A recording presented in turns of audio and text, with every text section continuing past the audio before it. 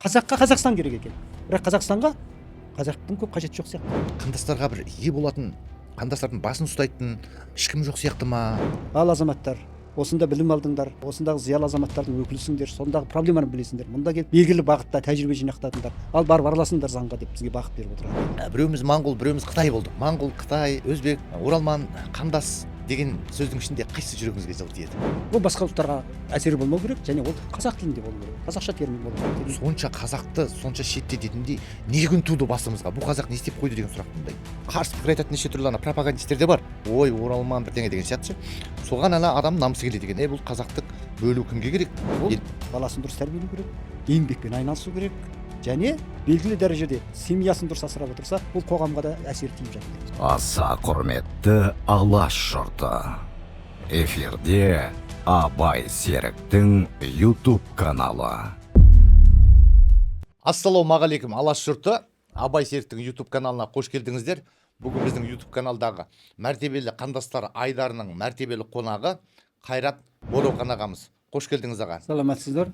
Қайрат Бодауқан ағамызды біз тәуелсіздіктің алғашқы жылдарында елге оралған қандас ағамыз, осы елдің жаңағы ел ағасы болып Асар қоғамдық бірлестігін құрған, сосын кейін мына көші-қон туралы заңның жазылуына тікелей қатысқан, парламентте жұмыс істеген білікті маман, сыйлы аға ретінде танимыз. Жалпы Қайрат аға, бүгін бір Астана қаласында Алланың нұры жауып тұрған күні, жаңбырлы күні сізбен кездесудің сәті түсті. Енді біз сізді солай аға ретінде танимыз. Енді бірақ Қайрат Бодауқан экономика ғылымдарының кандидаты және профессор. Қазіргі уақытта Қайрат Бодауқан ағамыз қайда жүр, неге көрінбей кетті деген сұрақтар туындайды бізде. Жалпы өзіңізді қысқа таныстырсаңыз, қайда туылдыңыз, қандай оқу орнын бітірдіңіз, мамандығыңыз не, қазіргі уақытта не істеп жатсыз? Дұрыс. Рахмет, құрметті оқырмандар. Мынау серігінім, өзіңді бұрыннан мен білемін жақсы. Осы салада бір үлкен істер атқарып жүрген бірінші жағынан. Екінші жағынан осы мемлекетке келіп, осы мемлекеттің дамуына үлес қосып жүрген. Енді қазір міне рухани салада қызмет атқарып жатсыңдар. Үшінші сала қазіргі біздің өзі мына қоғамда үлкен резонанс тудыратын, әртүрлі даулы мәселелер көтеретін мынау қандас мәселесі қазір. Осы мәселелерді көтеріп студияға шақырғандарыңызға рахмет. Мен өзім Моңғолияда туып өскем, Ресейде білім алдым. Сосын 91 жылы мынау тәуелсіздік алардың алдында бізді аспирантураға жіберді. Сол кезде біз тәуелсіздік алып жатқан кез болатын, август айы. Россияда үлкен путча басталып кетті анау. Сол кезде біз Алматыға ауыстырып, сол жерден Алматының ғылым академиясының экономика институтына аспирантураға түсіп, сол жерде ғылыми атағымды қорғап, экономика саласынан. Сонда қызмет атқарып жүрдім. Қазір мынау Сәкен Сейфуллин атындағы Қазақ агротехникалық зерттеу университеті деген бар. Сода профессормын.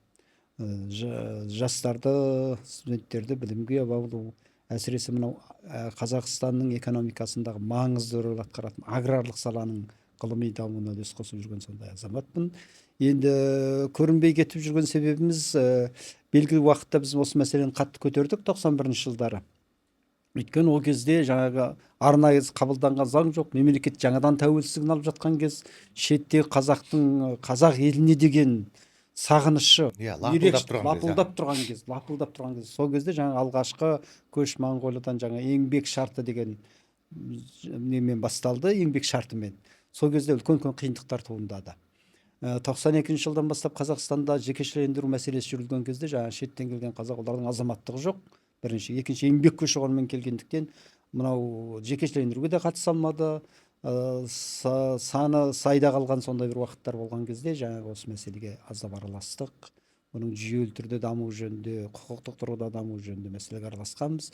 Енді қазір міне 21 ғасыр, еліміздің тәуелсіздік алғанына міне 35 жыл болды. Сондықтан енді бұл салада өздеріңіз секілді жастар шығып, күнделікті заман өзгерген сайын адам өзгереді, адам өзгерген сайын проблема да басқаша болады.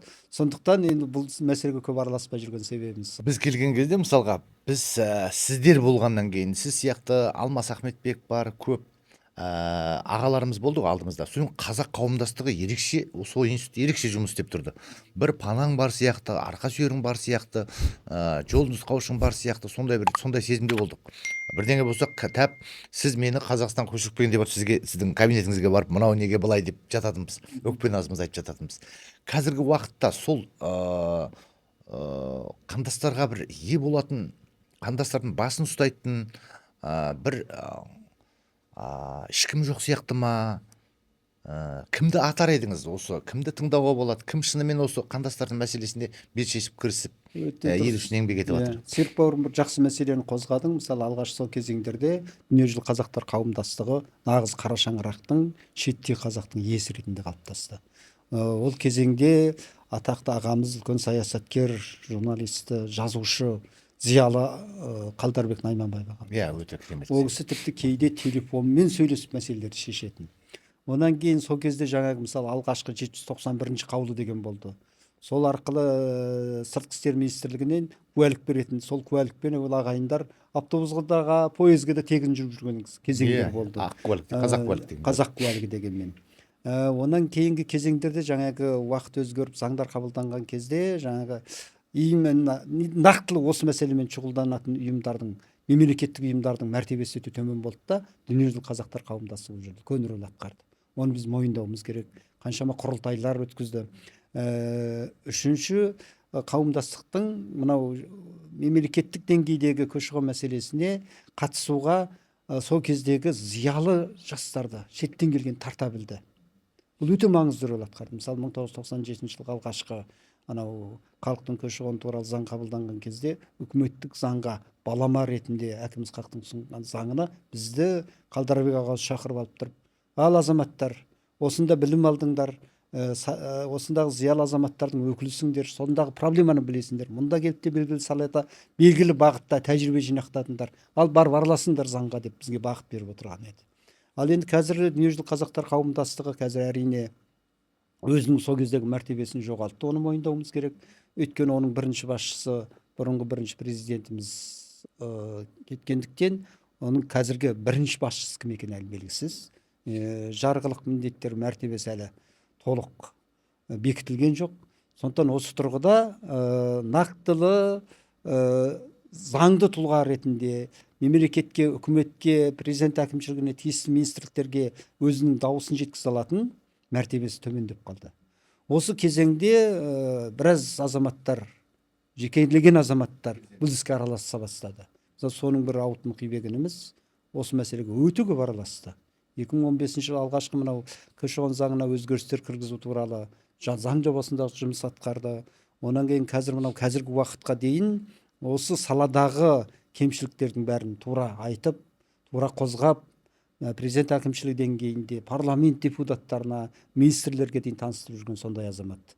Онан басқа енді міне өздеріңде шығып жатсыңдар, бұның бәрі уақыттың талабына сай болуға тиісті және көтерілуге тиісті мәселе. Сондықтан қазіргі бағытта, қазіргі салада бұрынғыдай шулатып, айғайлатып, өстіп қалды, бүйтіп қалды емес, нақтылы тетіктермен, нақтылы мәселелер тура көтеріп шығаратын азаматтар енді осындай өздерінің мынау шығып жатқандарына біз қуанамыз. Мына қан айтқан сөзді қарада айтады, бірақ қан айтқандай салмағы болмайды дейді да. Дұрыс.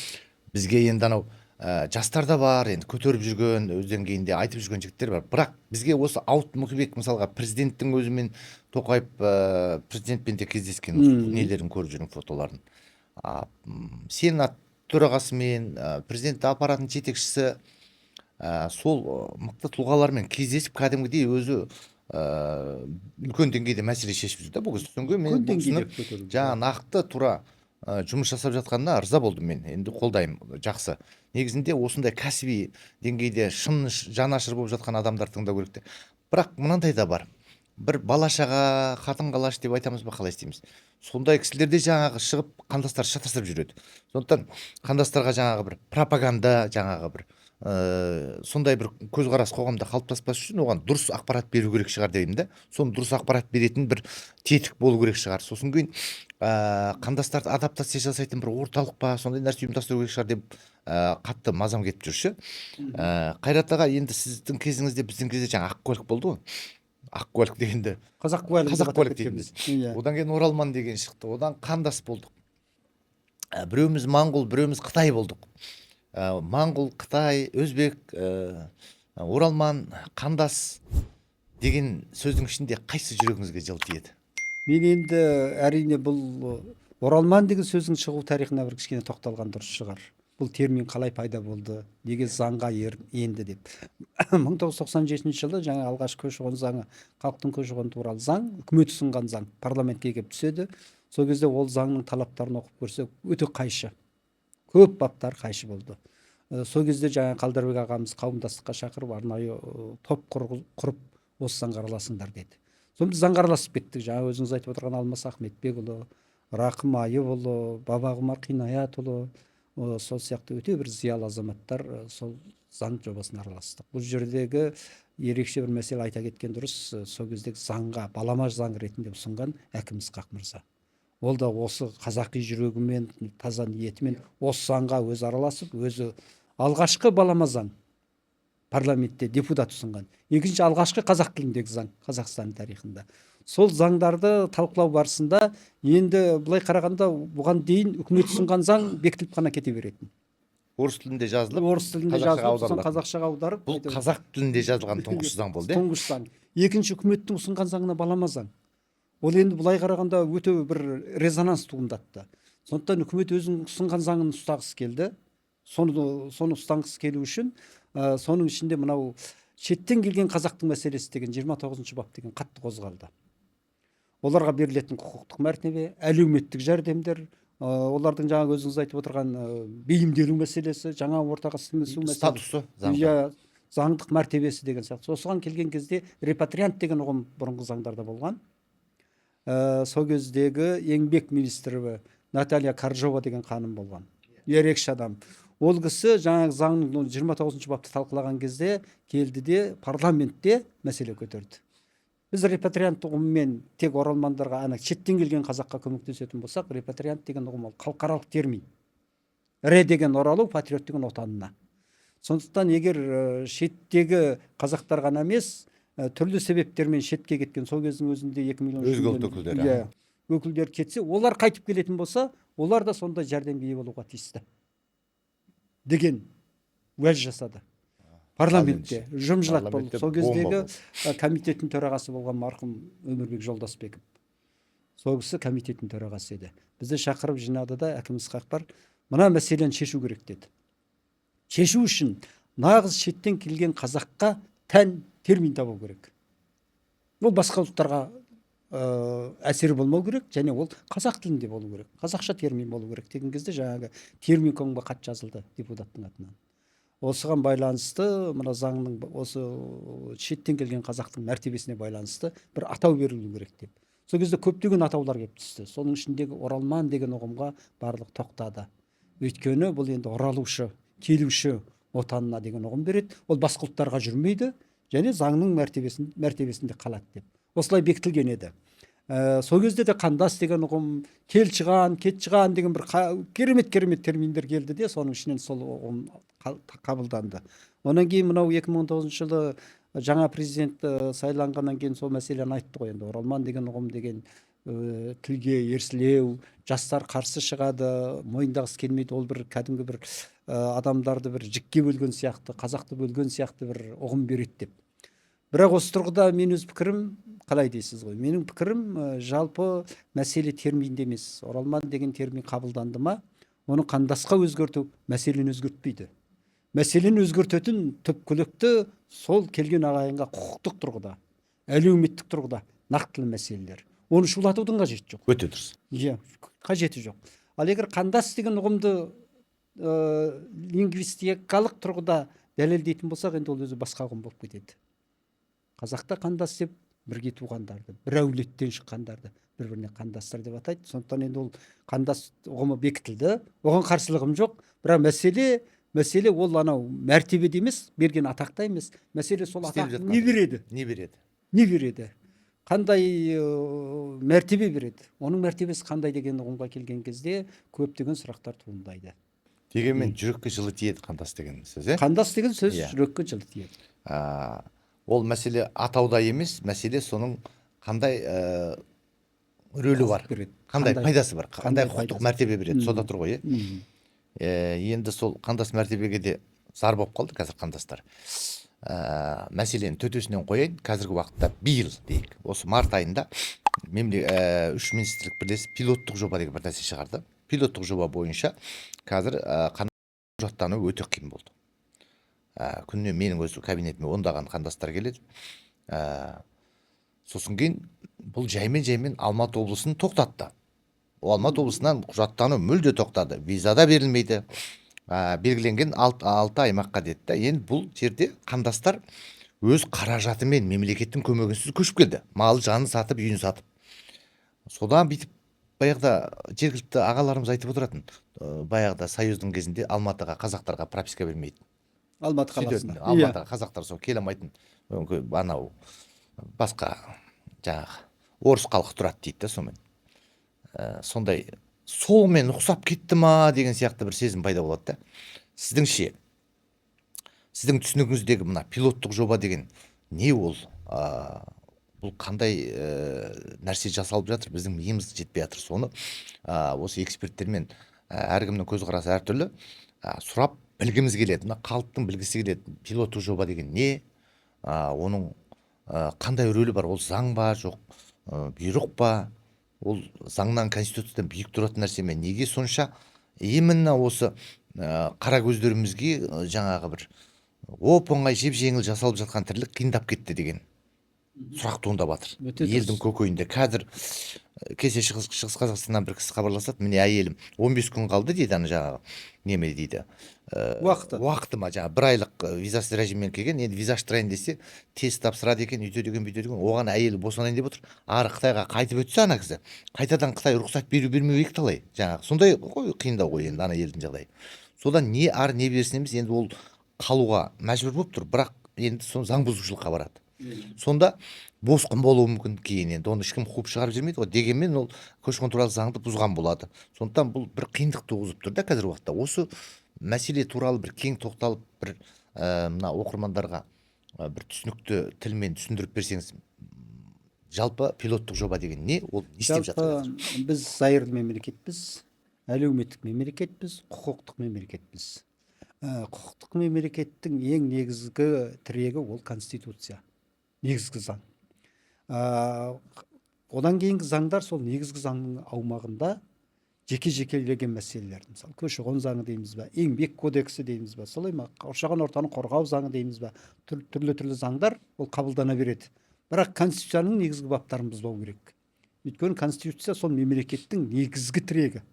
Сол конституция не көрсетілсе сол болады. Ол да көрсетілген. Кез келген азамат қайда тұруды, қайда өмір сүруді өзі еркін шешеді дейді. Бұл халықаралық норма. Ол халықаралық норманы Қазақстан мойындау керек қой, өйткені зайырлы мемлекет ретінде. Сондықтан енді қазіргі жасалып жатқан мына пилоттық жоба дегеніміз бұл заң емес. Көрдіңіз ба? Егер ол заң болатын болса, тағы да конституцияға, көші-қон туралы заңға, азаматтық туралы заңдар бар көптеген. Осы шетел азаматтарының Қазақстанда болуы туралы заңдар бар. Осы заңдардың негізгі тармақтарын бұзбау керек болады. Ал егер ол заң ретінде емес, пилоттық жоба болатын болса, ол тіптен де төмен оның мәртебесі. Ол уақытлы, уақытша. Өйткені уақытша қойылған мәселе негізгі заңнан және Қазақстан Республикасының басқа заңдарынан жоғары тұру деген сөз, значит, бұл үлкен қылмыс деп айтуға болады. Өйткені бұл талқылану керек, айтылу керек. Бірақ сол кезде қабылданып кетті. Енді қазір мәселе туындаған кезде бұл пилоттық жобаның осал тұстары шыға бастады. Адам өміріне, адам тағдырына зиян тие бастады. Азаматтық заңда да, көші-қон заңында да Қазақстан Республикасына шеттегі қазақтың келуіне жол ашылған деп көрсетеді. Мысалы, тұрғын үй туралы заңда да көрсетеді, жер қатынастары туралы заңдарда да көрсетіледі, келгеннен кейін. Сол үшін қандас мәртебесі беріліп тұр. Сол үшін. Екінші мәселе бар. Қазақстан мемлекеті өзінің демографиялық, құқықтық, геосаяси жағдайын реттеп отыру үшін сол келіп жатқан ағайындарды жалпы көші-қон мәселесін реттейтін өзінің ішкі тәртіптері болады. Соның бір жаңа белгіленген өңірлер. Бұл да қатты қозғалған.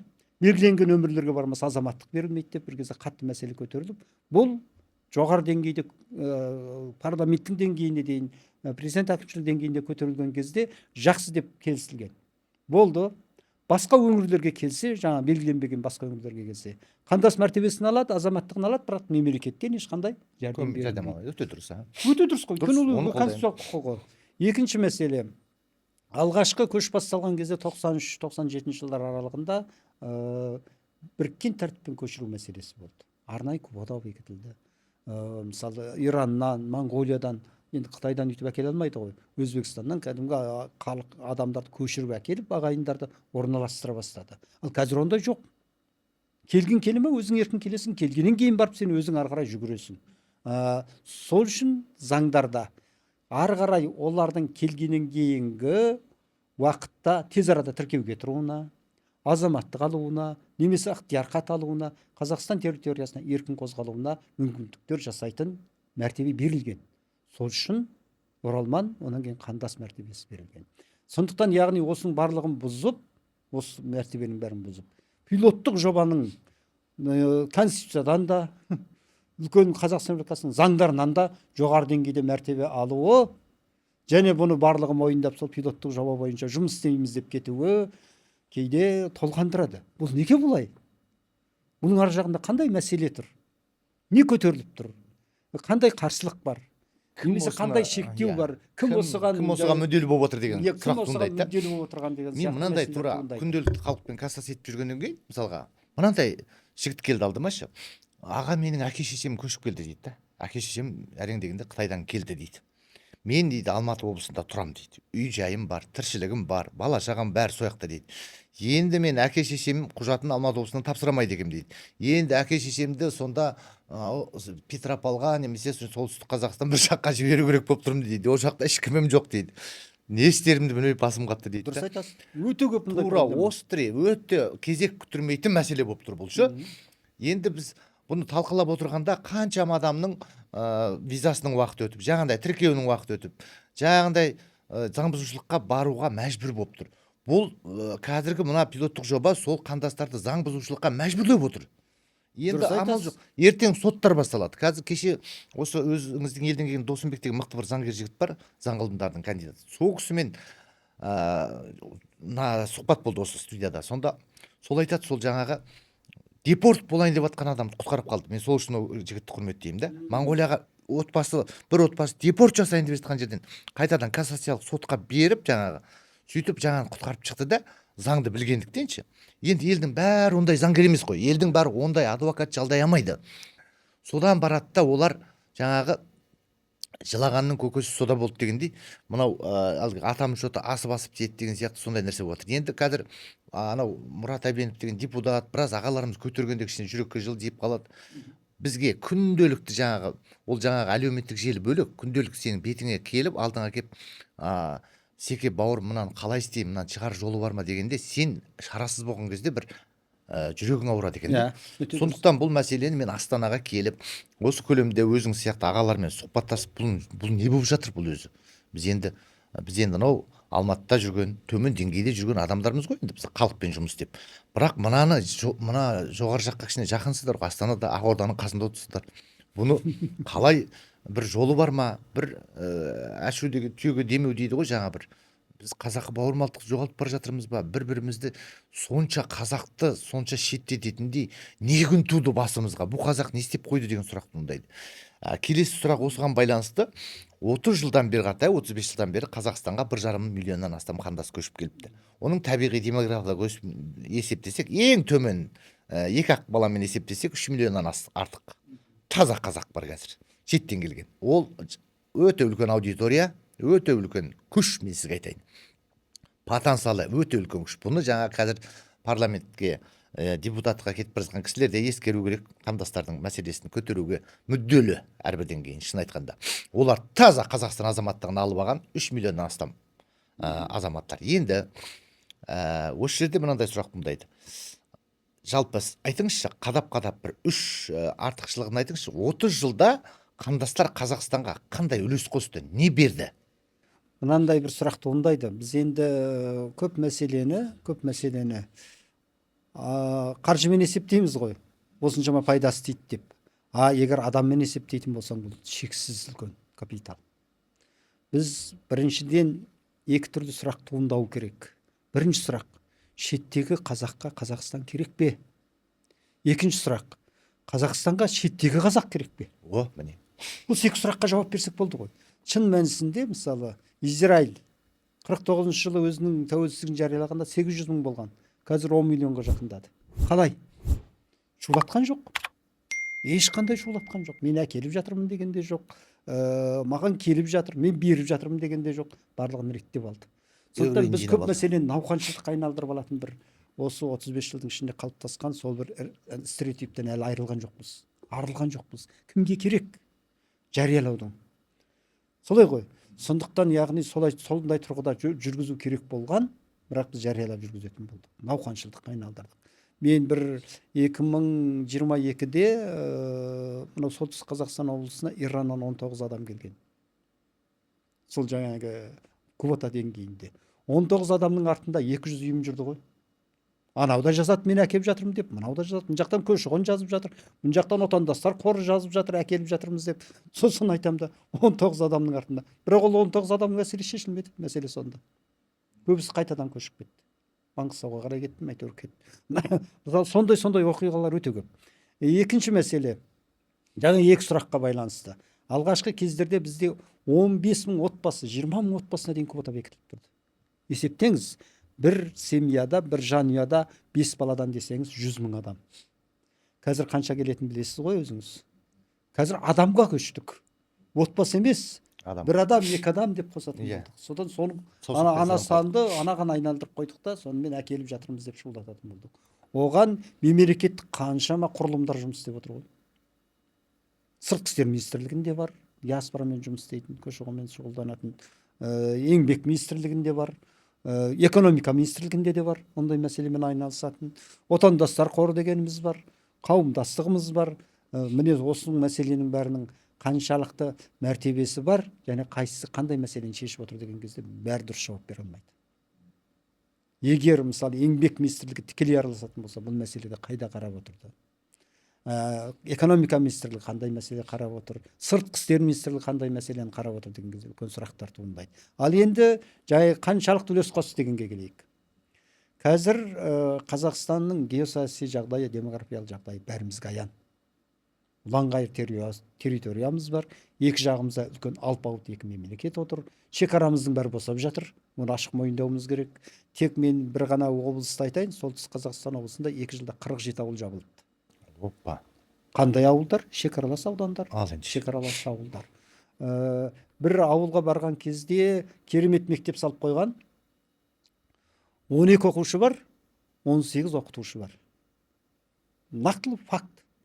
Қараңыз, енді сондай қажеттілік туындап тұрған кезде біз шеттегі қазақтың келуіне мүмкіндік жасамасақ, оның келуіне шектеу қойсақ, сонда біз қандай мәселені шешіп отырмыз? Қазақстанға қазақ керек деген мәселені шешіп отырмыз ба? Қазаққа Қазақстан керек деген мәселені шешіп отырмыз ба? Сонда бірақ сұрақ туындайды. Қазақстанға қазақ қана керек екен. Қазаққа Қазақстан керек екен. Бірақ Қазақстанға қазақтың көп қажеті жоқ сияқты. Өйткені мынандай шектеулердің бәрін қоюының өзінің арғы жағында мемлекеттің саясаты, біздің ұлттық демографиялық мәселеміз, қауіпсіздік мәселеміз, міне әлемді көріп отырсыз қандай жағдай болып жатқан. Соның барлығын есептеген кезде бұл қандай бір шешім бар мұнда? Бағытымыз қайда бара жатырмыз? Не ойлап отырмыз деген мәселе. Екінші 3 миллион қазақтың сол келген ағайыннан көшеде қайыр сұрап қалғандар бар ма? Жоқ, әрине. Қайта жасырмай айтқанда, балам ауыр болып қалды, үйсіз қалдым деп ана бір қарекет деген қор қаншама үй беріп жатады ғой. Сонда көбісі сол жергілікті ағайындар. Шеттен келген қазақтың ішкі дүниесінде ғажап стержен бар. Стержен деген ұғым бар. Стержен деген сол тірегі. Тірегіне мен отаныма келдім, осы мемлекетке келіп, мен өмір сүруім керек, ұрпағымды дұрыс тәрбиелеуім керек, еңбектенуім керек. Менің арманым сол еді ғой. Енді мұндағы ел бап мен қайыр сұрап жүрсем, онда мен не үшін келдім? Деген сұрақ туындайды ғой. Сондықтан сол стержен деген нәрсенің өзі қандай капитал? Оны біз ақшамен, теңгемен есептей аламыз ба? Мысалы, қазір қарап отырсаңыз, кез келген райондарға, аймақтарға барсаңыз, малмен айналысып отырған, егіншілікпен айналысып отырған, үлкен қалаларды, басқа қаланы айтпай ақ қойғанда Алматы мен Астананы автоматпен қамтамасыз етіп отырған, дастарханды түрлендіріп отырған, малды бағып, етін әкеліп сатып, сиырды сауып, қаншама автоматтың түрлерін жасап әкеліп отырған кімдер? Оны біз айтпай ақ қояйық. Сіз әуелі базардан барып сұрай салсаңыз да болады. Аралап жүріп сұрасаңыз, қайдан келдіңіз, не істедіңіз деген. Міне, осындай мәселелердің өзі қандай капитал. Екінші технология деп айтамыз, иә. Қазіргі мынау 21 ғасырда шеттен келген ағайындар қаншама технологияны әкеліп жатыр. Мынау Қытай деген мемлекет қазір әлемді таңғалдырып тұрған мемлекет. Осы мемлекеттен келген ағайындар қаншама өндірістер ашып жатыр. Қаншама инвесторлар тартып жатыр. А олардың жүректерінде не бар? Олардың жүректерінде осы мемлекетке үлес қосу. Ана алпауыттан біз неге төмен тұруымыз керек? Солардың технологиясын неге әкелмеуіміз керек деген. Басқа шетелдердің бәрін айтуға болады.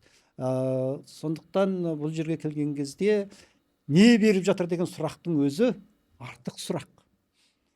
Бұған жауап беру көп мәселені талқылайды. Өйткені экономикада есеп бар. Бір адамды бағып қағу үшін қанша есеп кетеді? Есептеңіз. Ол анасының құрсағына түскен күннен бастап қарауға тұрады. Аурухананың. Босанғанға дейін қарауында болады. Тегін босандырады. Өмірге келгеннен кейін не істейді? 3 жылға дейін жаңағы декретіне отпуск деп береді. Одан кейін оған балабақша керек. Одан кейін мектеп керек. Мұғалім сабақ беру керек. Кімдер келіп жатыр? Оған бір тиын шыққан жоқ. Сондай ағайындар келді ғой. Бір тиын шыққан жоқ. Дайын адамды алып келді. Маман ересек. Өйткені адами ресурс деген нәрсе, ол ғажап. Ол еш нәрсе емес, еш шектелмейтін. Мысалы, жаңа мен Израильдің деген мысалға алып отырмын. Бұлар соның бәрін есептеген. Соның арқасында қазір әлемді басқарам деп секіріп тұр ғой. Әлемді басқарам дейді. Таяу шығыста не болып жатқанын жақсы білесіз. Сондықтан яғни осы тұрғыдан келген кезде біздің жоғарыда отырған, осы мәселені қарап отырған депутаттарымыз болсын, министрлеріміз болсын, осы мәселені түсінбей отырған жоқ шығар деп ойлаймын. А егер түсініп отырған болса, мынандай пилоттық жобаға қол қойып, пилоттық жобаны шығарып келіп, осындай халықты сергелдеңге салмас еді.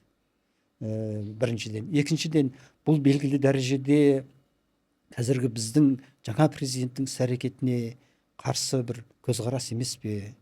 Осы арқылы шеттен келген 3 миллион қазақты қозғалтқысы келіп тұрған жоқ па? Мүмкін президенттің беделін түсіру үшін бір күштер немесе мынау ішкі тұрақсыздықты пайда болдыру үшін жасалып жатқан іс пе дегенде ой туады. Бірақ ол менің субъективтік ойым. Сондықтан яғни осындай мәселелерге алып қарастырған кезде көп сұрақтар туындайды. Демек, шеттен келген қазақтың беріп жатқаны ол енді шексіз.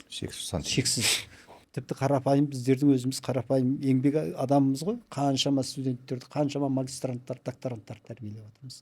Қаншама үлкен ғылыми жобалар жасап дәлелдеп отырмыз, шығарып жатырмыз. Парламентке дейін, сенатқа дейін осы мәселені шешуге мәселе қойып жүріп жатырмыз. Яғни сол сияқты қарапайым еңбек адамы, құрылыс саласын алыңыз. Қазір мысалы Астана қаласындағы мынау Жасыл ел деген бар. Онан кейін Астана тазалық деген бар. Коммуналдық кәсіпорын. Осылардың ішіндегі жұмыс істеп жүрген көбісі шеттен келген ағайындар.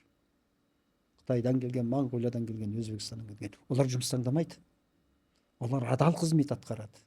Әрине ішінара бар шығар, адам болғандықтан, халық болғандықтан. Бірақ дегенмен де 90% қалай да күн көріп, қалай да еңбекпен айналысады. Ешкімден барып жамбаға қаланба деген қорқыныш болады да сөнген алға жылжып кетеді да, қалай көтеріліп кеткенін білмей қалады ғой. Ең үлкен сіздің Сырымбеттау бауырыңыздан тартып, ең аяғы мына мебель жасайтын Байбесіктегі Моңғолиядан келген қандастарды қоса алғанда президентке аяқ киім тігіп берген Самғау деген жігіт бар, ол Қытайдан келген. Соның бәрі де сол қандас қой, қарашы.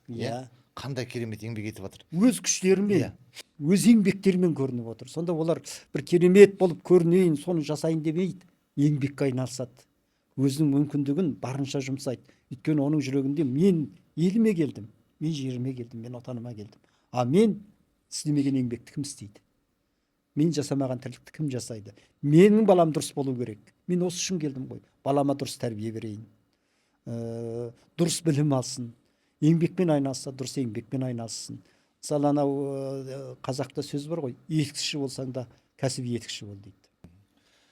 Осы тұстаға біздің YouTube каналдың мына мәртебелі қандастар айларының мақсаты да сол еңбек адамдарын елге еңбек етіп жүрген еңбек адамдары көзге көрінбейді ғой. Әлеуметтік желі деген қазір бір не болды. Бұл жерде көрінбей жатыр да. Қоғамда осы туралы неше түрлі қарсы пікір айтатын неше түрлі ана пропагандисттер де бар. Ой, оралман бірдеңе деген сияқты ше. Соған ана адам намысы келеді екен. Бұл қазақтық бөлу кімге керек? Елдің тұтастығын білдіру кімге керек? Бізге ауызбіршілік керек. Біз бір-бірімізді дұрыс тану керекпіз. Қазақы бауырмалдығымызды жоғалтпау керекпіз деген принципте осы жұмыс жасап жатырмын да. Енді сіз айта аласыз ба, біз жүрегіңізге жылы тиетін еңбек адамы, немесе бизнесте, өнерде, спортта осы Қазақстанның туын көтеріп елге еңбек етіп жүрген мықты шеттен келген қандас бауырларымыздың ішінде бір 3 адамды айтыңызшы, мен сұхбат алуға шақырайын тек. Өзіңіздің ойыңызда қалған. Иә, ең бірінші мысалы әлемді таңғалдырған мынау Қанат Ислам бауырымыз бар. Майра Мұхамедқызы бар. Қазақстанның Бақыт Сәрсекбаев деген ана Бақыт Сәрсекбаев деген боксеріміз бар. Ғылым саласында Қаржаубай Сартқожаұлы марқұм болып кетті. Қандай бүкіл түріктің несін Қазақстанға әкеліп, күлтегін ескерткіштерін Евразияға әкеліп орнатып, қаншама кітаптар жазды. Болатхан Зиядан деген азамат бар Алматыда, мықты микробиолог, доктор, ғылым академиясының корреспондент мүшесі. Онан кейін шығып жатқан жастар, дәрігерлер, құрылысшылар, енді олар өте көп. Мен енді есіме түскен сол енді сол кезде теңдес болып келген азаматтардың ішінен сол жаңағы мысалы Сырымбек Тау бауырымыз қандай, ініміз қаншалықты істерді атқарып жатыр. Көп енді өте көп. Бірақ менің есіме түскен осы азамат. Ана кейбір өнер арқылы қазақ танылады. Өнер арқылы сосын мына спорттық бәсеке арқылы. Кеше Испанияны көрдіңіз бе? Қандай мәртебесі көтеріп жатыр. Мадрид деген той болып кетті.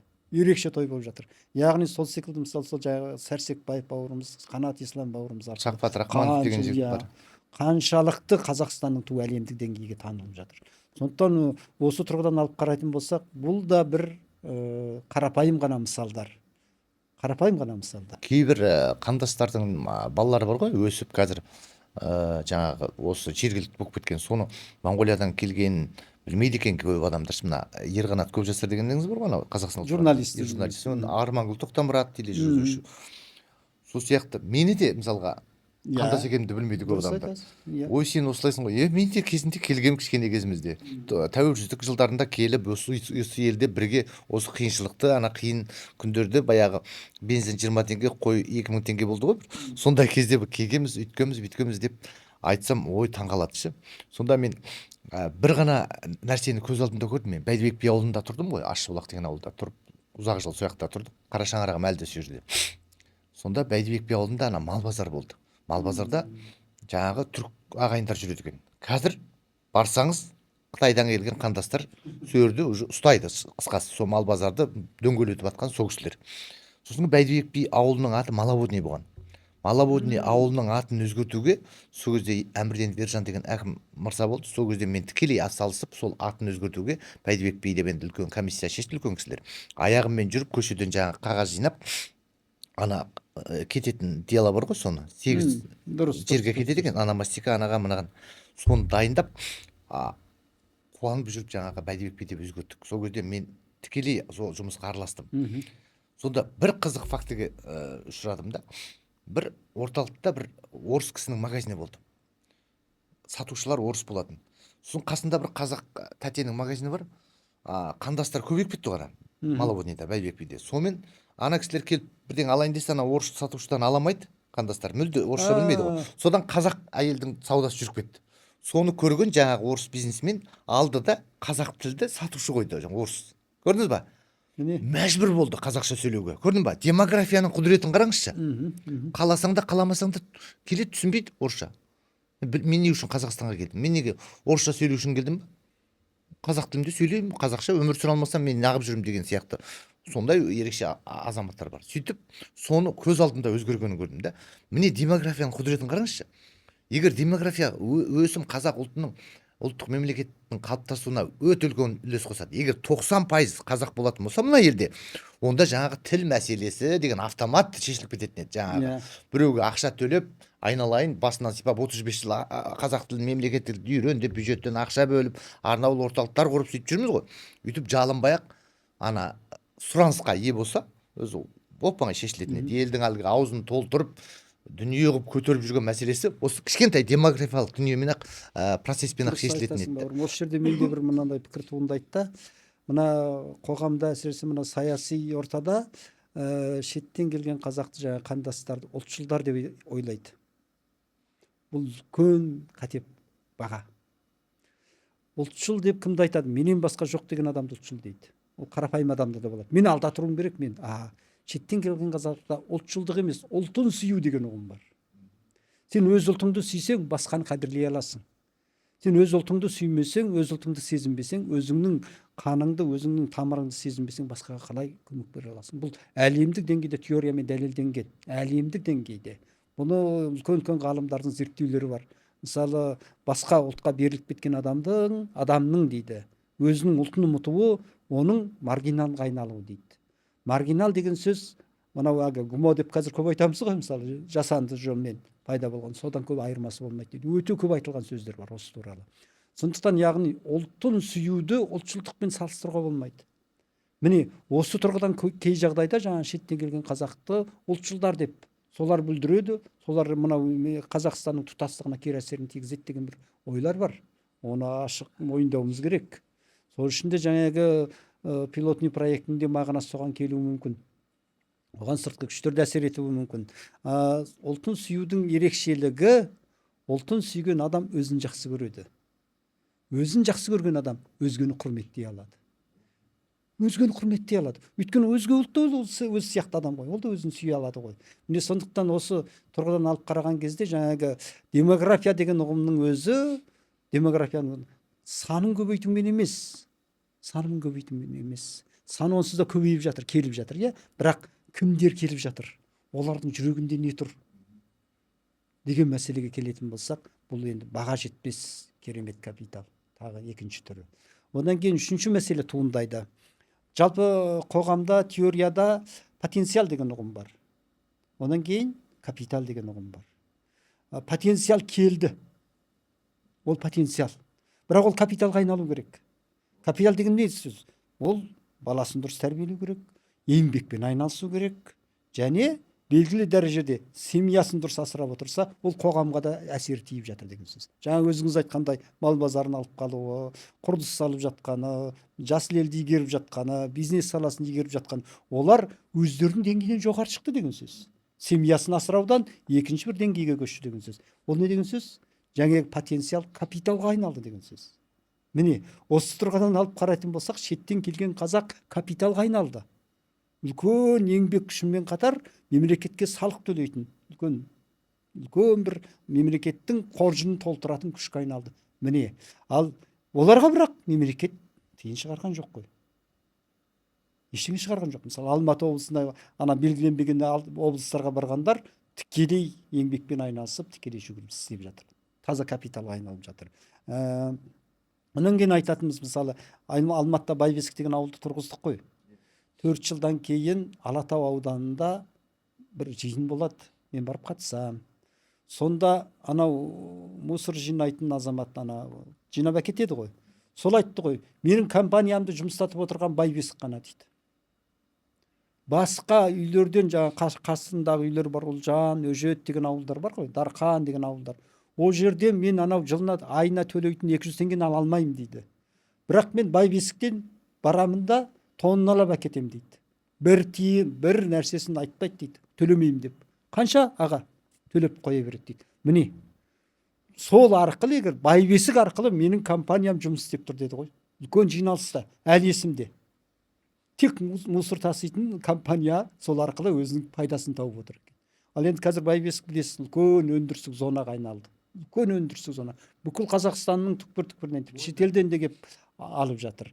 Қазір мысалы Алматы, Астанада Нұрбесік деген ауыл тұрғыздық. Үлкен коттеджный городок. Мысалы бұл жерде ғылым докторы, Қазақстанға белгілі дәрігер, кәсіпкер, барлық мемлекеттік қызметтегі мықты азаматтар. Мысалы Айқын газетін республикадағы ең бірінші газетті басқарып отырған сол жерде тұрады. Сол ауылда тұрады. Міне бұның барлығын есептейтін болса, жаңағы демографиялық мәселенің сыртында қандай капиталға айналып жатқанын айтуға болады. Сіздің Асар деген республикалық қоғамдық бірлестігіңіз бар еді ғой. 2013 жылдан бері істейсіз. 1999 жылдан. 99-дан бері, сол қоғамдық ұйым қазір жұмыс істеп тұр ма аға? Әрине жұмыс істеп тұр. Енді біз алға шыға қалған кезде көп мәселеге араласқанбыз. Мысалы үлкен Атамекен Асар деген сайт аштық, Көш деген газет аштық, ақпараттық тұрғыдағы мәселені қозғап. Сосын үшінші жаңағы әлеуметтік мәселелерге араластық. Онан кейін енді мен өзім ғылым саласына жақын болғандықтан бұл бағытта көп ақпараттық жұмыстарға көп араласпайтын болдық. Бірақ ұйым бар. Сол ұйымның несімен жаңағы мысалы Байбесік ауылы, Астанада тұрып жатқан Нұрбесік кенті осы тікелей сол ұйымның басқаруымен осы ұйымның атымен жүргізіліп жатыр. Ұйым бар, мемлекетке салығымызды төлейміз, есебімізді тапсырамыз, республикалық деңгейдегі мәртебесі әлі сақталып тұр.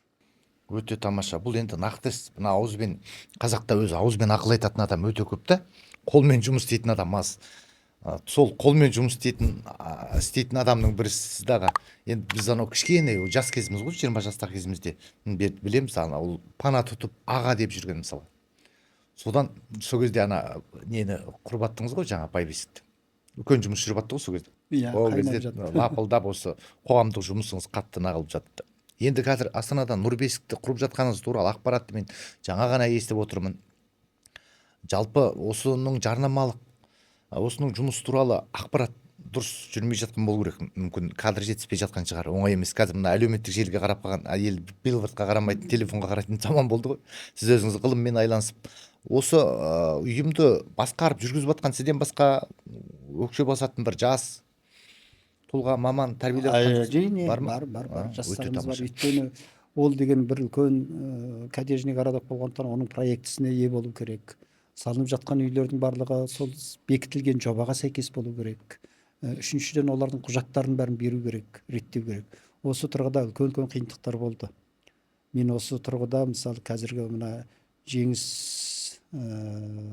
Қасымбекұлын ерекше айтарым.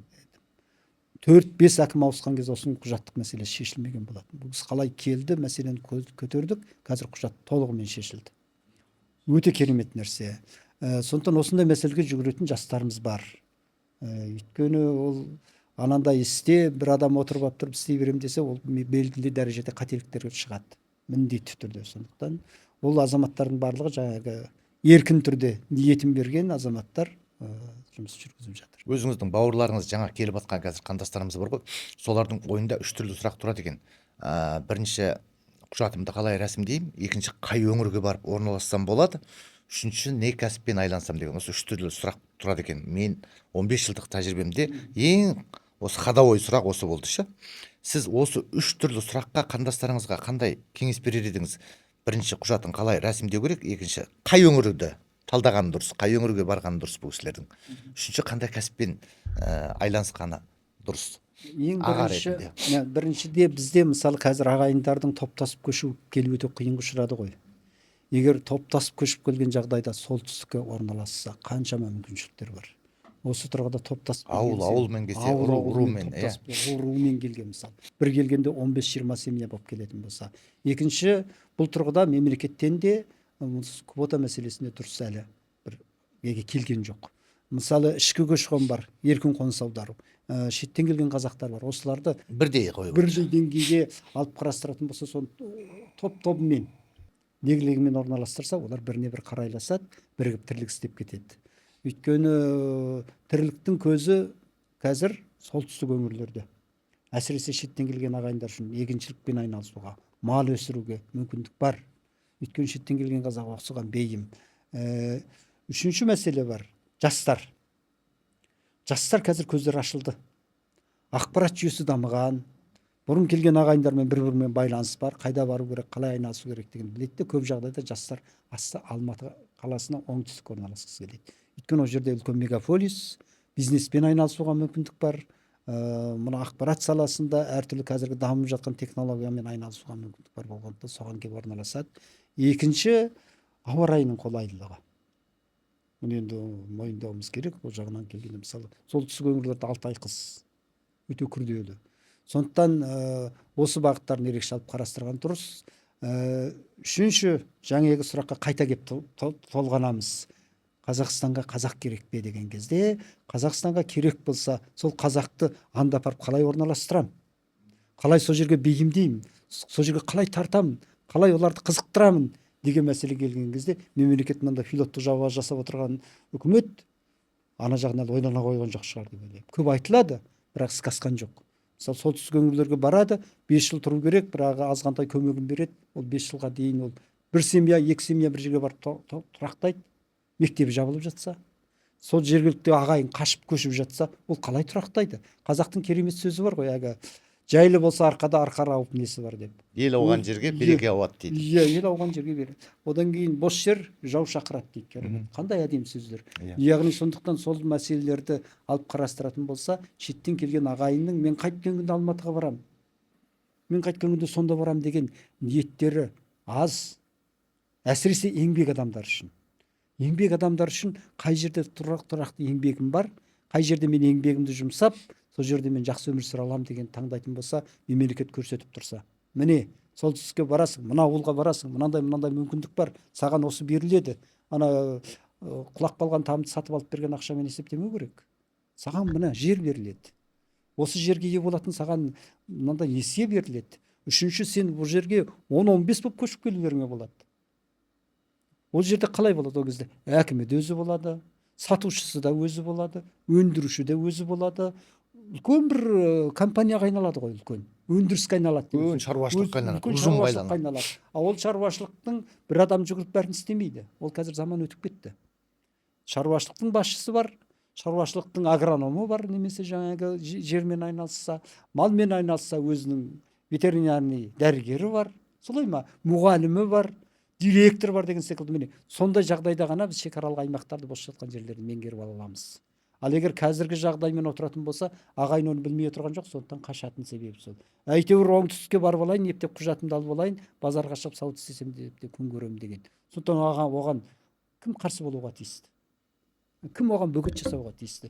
Қазіргі жасалып отырған заңдардағы жаңағы солтүстікке ғана барсаң болды, белгіленген өңірге барсаң болды, басқа жерге барсаң азаматтықта бермейміз деген нәрсе сол арқылы аналарды баруға мәжбүрлейміз деп ойлайды.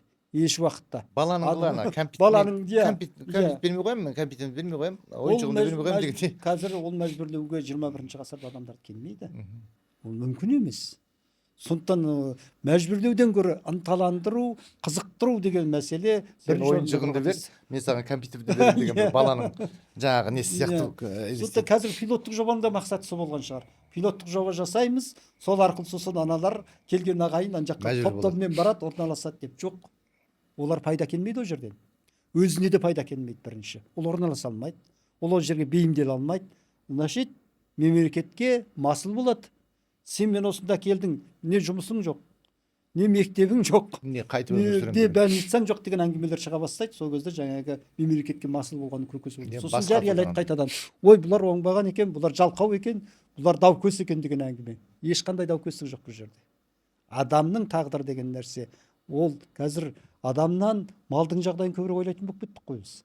Шын мәнісінде адамның тағдыры шешілген жерде мал да болады, еңбек те болады, астық та болады, экономика да болады. Яғни өйткені Конфуцийдің керемет ілімі бар. Өсіңдер дейді. Неге өсіңдер дейді? Сонда Қытай қазір 1,5 миллиард болады. Сол кезде айтқан, өсіңдер. Неге дейді? Өндіруші де, тұтынушы да өзіңсің дейді. Мінекей. Бітті, жалғыз іліммен. Міне, ішкі ырнық. Өзің өндіресің, алатын адамың бар, өзің жейсің. Анау бір кезде сол анау Қытайдан бизнесмендер келіп жүрген кезде біз ол кезде 16-17 миллион болдық қой. Сол кезде бір бизнесменнің айтқаны бар. Сіздердің сандарыңыз біздегі анау тамақ ішіп кеткен адамдардың ыдысын жууға да жетпейді ғой деп. Міне бұл деген үлкен мағыналы нәрсе ғой. Қайрат аға, керемет сұхбат болды. Мына алтындай уақытыңызды қиып студияға келіп өте құнды ақпараттар бергеніңізге ырзамын. Мынау қазақтың елінің іргесі бүтін болсын. Сіз сияқты елдің алдында жүрген ағаларыңыз аман болсын. Елдің тұтқасын ұстайтын ел ағалары аман болсын. Артыңыздан ерген бауырларыңыз аман болсын. Қазақтың ауызбіршілігі мықты болсын. Аманшылықта жүздесуге нәсіп етсін. Осымен сұхбат аяқталды. Келесі кездескенше аман сау болыңыздар.